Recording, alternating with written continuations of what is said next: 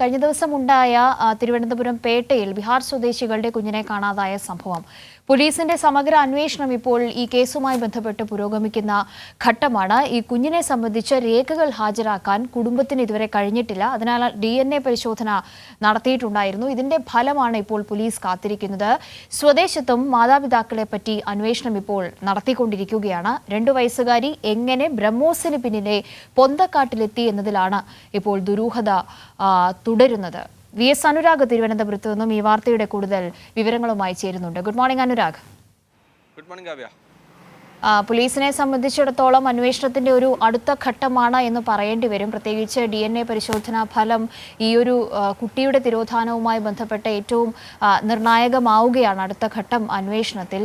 ഈ കുഞ്ഞിനെ തിരികെ കിട്ടിയിട്ടും ഇപ്പോൾ കൂടുതൽ പ്രതികളിലേക്കൊക്കെയും അന്വേഷണം വ്യാപിപ്പിക്കുന്നതിന്റെ അല്ലെങ്കിൽ തട്ടിക്കൊണ്ടുപോയതാണോ അത്തരം സാധ്യതകൾ പരിശോധിക്കുന്നതിൽ ഏറ്റവും നിർണായകമാവുകയാണ് ഈ മണിക്കൂറിൽ പോലീസിന്റെ അന്വേഷണ വഴി എന്ന് പറയുന്നത്.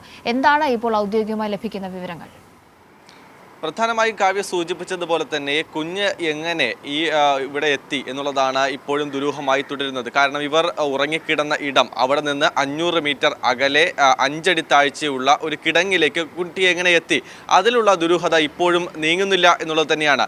എന്തായാലും ഇത് സംബന്ധിച്ച് നേരത്തെ കാവ്യ സൂചിപ്പിച്ചതുപോലെ തന്നെ ഈ രക്ഷകർത്താക്കൾക്ക് കുട്ടിയെ സംബന്ധിച്ചുള്ള രേഖകൾ അത് ഇതുവരെ ഹാജരാക്കാൻ കഴിഞ്ഞിട്ടില്ല എന്നുള്ളതും ഏറ്റവും ഗൗരവതരമായ കാര്യമാണ്. അതുകൊണ്ട് തന്നെ ഈ ബന്ധുക്കളിലേക്കും മാതാപിതാക്കളിലേക്കും കൂടി അന്വേഷണം വ്യാപിപ്പിക്കുകയാണ്, സമാന്തരമായി തന്നെ അന്വേഷണം വ്യാപിപ്പിക്കുകയാണ് പോലീസ് ചെയ്യുന്നത്.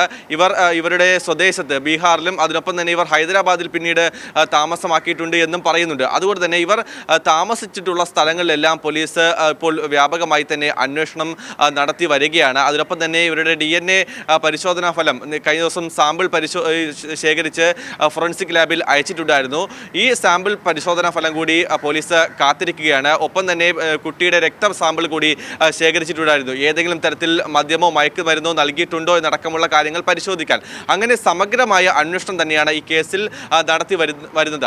40ഓളം വീടുകളുടെ CCTV ദൃശ്യങ്ങൾ ശേഖരിച്ചിട്ടുണ്ടായിരുന്നു.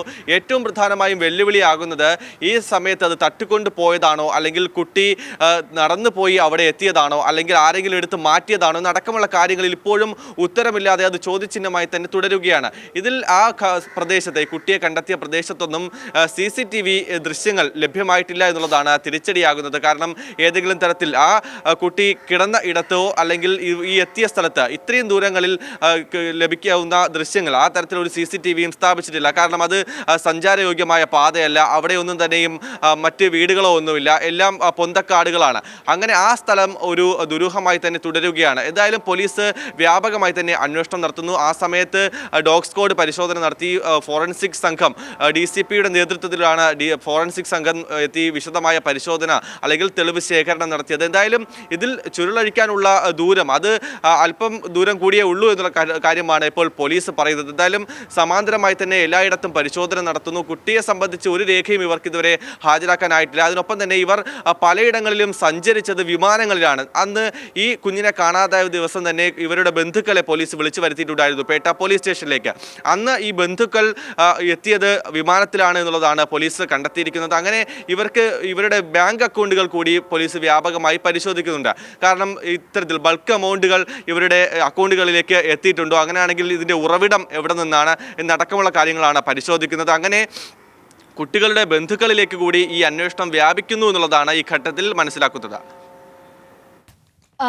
അനുരാഗ്, ഇതുമായി ബന്ധപ്പെട്ട മറ്റൊരു പ്രധാനപ്പെട്ട കാര്യം, ഇതിപ്പോൾ ഏറ്റവും ഒടുവിലായി അനുരാഗ് സൂചിപ്പിച്ചതുപോലെ തന്നെ ഈ കുട്ടിക്കൊപ്പം അല്ലെങ്കിൽ ഈ മാതാപിതാക്കൾക്കൊപ്പം അവരുടെ ബന്ധുക്കൾ അടങ്ങുന്ന ഒരു വലിയ സംഘം അവിടെ ക്യാമ്പ് ചെയ്യുന്നുണ്ടായിരുന്നു. അപ്പോൾ ഇവർക്കൊക്കെയും ഇതിൽ ഏതെങ്കിലും നിലയ്ക്കുള്ള പങ്കുണ്ടോ? ആ നിലയ്ക്കുള്ള സാധ്യതകൾ അടക്കം പോലീസിനെ സംബന്ധിച്ചിടത്തോളം ഏറ്റവും നിർണായകമാണ്, അന്വേഷണത്തിന്റെ പരിധിയിൽ തന്നെ വരുന്ന കാര്യങ്ങളാണ്. അപ്പോൾ ആ നിലയ്ക്ക് ഇപ്പോൾ അന്വേഷണം പുരോഗമിക്കുന്ന ഘട്ടം ഏതാണ്? അവിടെയാണല്ലോ ഈ DNA ടെസ്റ്റിന് ഏറ്റവും കൂടുതൽ പ്രാധാന്യമുള്ളത്. തീർച്ചയായും ഇവരുടെ പശ്ചാത്തലം തന്നെയാണ് പോലീസ് ആദ്യം പരിശോധിക്കുന്നത്. ഈ ബന്ധുക്കളുടെ ആയാലും ഇവരുടെ കൂടെ കുറച്ച് ബന്ധുക്കൾ കൂടി കേരളത്തിലേക്ക് എത്തിയിട്ടുണ്ടായിരുന്നു. ഇവർ തേൻ വിൽക്കാനാണ് ഇത്തരത്തിൽ പല സംസ്ഥാനങ്ങളിൽ പോയി താമസിച്ച് അവിടെ തേൻ വിൽക്കുന്നു എന്നുള്ളതാണ് ഇവർ പോലീസിനോട് പറഞ്ഞിരിക്കുന്ന മൊഴി. അതിനൊപ്പം തന്നെ കേരളത്തിലേക്ക് 1 വർഷത്തിൽ 2 മാസം ഇത്തരത്തിൽ വിൽപ്പനയ്ക്കായി എത്തുന്നു എന്നും ഇവർ പറഞ്ഞിട്ടുണ്ട്. ഈ കാര്യങ്ങളൊക്കെ പോലീസ് വിശദമായി പരിശോധിക്കുന്നുണ്ട്. ഏറ്റവും പ്രധാനമായും കാവ്യയുടെ ചോദ്യം അനുസരിച്ച് ഈ കുട്ടിയെ സംബന്ധിച്ചുള്ള രേഖകൾ, ആധാർ കാർഡോ അല്ലെങ്കിൽ ആ തരത്തിലുള്ള തരത്തിലുള്ള ഒരു രേഖയും കുട്ടിയെ സംബന്ധിച്ച് രക്ഷകർത്താക്കൾക്ക് ഇതുവരെ ഹാജരാക്കാൻ കഴിഞ്ഞിട്ടില്ല എന്നുള്ളതാണ്. അതുകൊണ്ട് തന്നെയാണ് അവിടെ ഒരു സംശയം ഉയർന്നത്. കുട്ടി ഇവരുടേത് തന്നെയാണോ എന്നുള്ള ചോദ്യമാണ് ഇപ്പോൾ നിലനിൽക്കുന്നത്. അതിനുള്ള ഉത്തരം തന്നെയാണ് DNA പരിശോധനാ ഫലം. കഴിഞ്ഞ ദിവസമാണ് ഇതിൻ്റെ സാമ്പിളുകൾ പരിശോധിച്ച് ഫോറൻസിക് ലാബിലേക്ക് അയച്ചത്. അതിൻ്റെ റിസൾട്ട് ഇന്നോ നാളെയോ ലഭിക്കുമെന്നുള്ളതാണ് മനസ്സിലാക്കുന്നത്. അങ്ങനെയാണെങ്കിൽ അത് നിർണായകമായ ഒരു റിസൾട്ട് തന്നെ ആകും. ഇപ്പോൾ കുട്ടി ശിശുക്ഷേമ സമിതിയുടെ അല്ലെങ്കിൽ സംരക്ഷണത്തിലാണ് ഇപ്പോൾ കഴിയുന്നത്. ഇതിൽ ഏതെങ്കിലും തരത്തിൽ ദുരൂഹത ഉണ്ടോ എന്നുള്ളത് തന്നെയാണ് പോലീസ് നോക്കുന്നത്. കാരണം മറ്റൊരു പുറത്തു നിന്നൊരാൾ വന്ന് തട്ടിക്കൊണ്ട് പോയതാണെങ്കിൽ എങ്ങനെ ഇവിടെ എത്തി എന്നുള്ള ചോദ്യം നിൽക്കുന്നുണ്ട്. അതുകൊണ്ട് തന്നെ ഈ ബന്ധുക്കൾ തന്നെ എടുത്തു മാറ്റിയതാണോ അല്ലെങ്കിൽ ഉപേക്ഷിച്ചതാണോ, ഇവർ ഏതെങ്കിലും തരത്തിൽ ഉപേക്ഷിച്ചതാണോ എന്നടക്കമുള്ള ചോദ്യങ്ങളുണ്ട്. അതിനുള്ള ഉത്തരം കണ്ടുപിടിക്കുകയാണ് പോലീസ് ചെയ്യുന്നത്. അന്നത്തെ ദിവസം കുട്ടിയെ കാണാതായ ദിവസം വിശദമായി തന്നെ ഇവരുടെ മൊഴി രേഖപ്പെടുത്തിയിട്ടുണ്ടായിരുന്നു. ആ ഘട്ടത്തിൽ ചില അവ്യക്തതകൾ ഇവരുടെ മൊഴികളിൽ ഉണ്ടായിരുന്നു. ആദ്യം ഈ കുട്ടി, അതായത് ഈ കുഞ്ഞിൻ്റെ 2 വയസ്സുകാരുടെ സഹോദരൻ പറയുന്നു ഒരു മഞ്ഞ സ്കൂട്ടറിലെത്തിയ ആളാണ് തട്ടിക്കൊണ്ട് പോയത് എന്ന് പറയുന്നു. പിന്നീട് മൂത്ത സഹോദരൻ പറയുന്നു ഒരാൾ ചോക്ലേറ്റ് നൽകി വിളിച്ചുകൊണ്ട് പോയതാണെന്ന് പറയുന്നു. പിന്നീട് പോലീസ് വിശദമായി തന്നെ വീണ്ടും ചോദിക്കുമ്പോൾ താൻ കണ്ടിട്ടില്ല, ഇളയ സഹോദരനാണ് കണ്ടത്, അവൻ പറഞ്ഞതനുസരിച്ചാണ് താൻ പറഞ്ഞത് എന്ന് പറയുന്നു. അങ്ങനെ ഈ കുട്ടികളുടെ മൊഴിയിൽ ഒരു അവ്യക്തത ഉണ്ടാകുന്നു. ഈ മാതാപിതാക്കളുടെ മൊഴികളിൽ അവ്യക്തത ഉണ്ടാകുന്നു. അതുകൊണ്ട് തന്നെയാണ് മാതാപിതാക്കളിലേക്കും ബന്ധുക്കളിലേക്കും കൂടി ഈ അന്വേഷണം വ്യാപിപ്പിക്കുന്നത്. ആ ഘട്ടത്തിൽ തന്നെ മറ്റ് സംസ്ഥാനത്തുണ്ടായിരുന്ന ഇവരുടെ ബന്ധുക്കളെ പോലീസ് വിളിച്ചു വരുത്തിയിട്ടുണ്ടായിരുന്നു പേട്ട പോലീസ് സ്റ്റേഷനിലേക്ക്. അങ്ങനെ സമഗ്ര അന്വേഷണം നടക്കുന്നു. എന്തായാലും ഇതിൽ എന്താണ് സംഭവിച്ചത് എന്ന കാര്യം ഇപ്പോഴും ദുരൂഹമായി തന്നെ തുടരുകയാണ് എന്നുള്ളതാണ് ഇപ്പോഴും പറയാൻ കഴിയുന്നത്. ദുരൂഹമായി തന്നെ തുടരുന്നു. എങ്ങനെയാണ് ഈ കുട്ടി ഈ പൊന്തക്കാട്ടിലേക്ക് എത്തിയത്? ആരെങ്കിലും തട്ടിക്കൊണ്ട് പോയതാണോ? കുട്ടി സ്വയമേവ നടന്നു പോയതാണോ? ആ ഒരു സംശയം കൂടി പോലീസ് തള്ളുന്നില്ല. കാരണം ഈ പറയുന്ന സഞ്ചാരയോഗ്യമല്ലാത്ത റെയിൽവേ പാളത്തിൻ്റെ അരികിലൂടെയുള്ള ഒരു ഇടമാണെങ്കിൽ പോലും ആ വഴിയിൽ കൂടിയാണ് ഇവർ ഈ കുട്ടിയുമായി കുളിക്കാനായി ഒരു അടുത്തുള്ള കുളത്തിലേക്ക് പോകുന്നത്. അങ്ങനെ അതുകൊണ്ട് തന്നെ കുട്ടിക്ക് ഈ വഴി സംബന്ധിച്ച ഒരു ധാരണയുണ്ട് കുടുംബത്തോടൊപ്പം, അല്ലെങ്കിൽ തൻ്റെ അച്ഛനും അമ്മയ്ക്കുമൊപ്പം സ്ഥിരം പോകുന്ന ഒരു വഴി കൂടിയാണ്. എന്നിരുന്നാലും ഈ ഒരു പുലർച്ചെ സമയം, അത്രയും ഇരുട്ടായുള്ള സമയം, 2 വയസ്സുകാരിക്ക് 500 മീറ്ററോളം ദൂരം ഈ സഞ്ചാരയോഗ്യമല്ലാത്തൊരു പാതയിലൂടെ നടന്ന് അവിടെ എത്താനാകുമോ എന്നുള്ളൊരു ചോദ്യം കൂടിയുണ്ട്. പക്ഷേ എന്നിരുന്നാൽ പോലും പോലീസ് അത് തള്ളിക്കളയുന്നില്ല.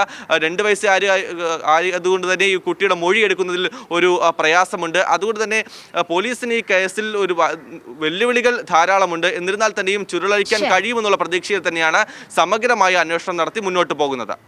ശരി അനുരാഗ്, താങ്ക് യു.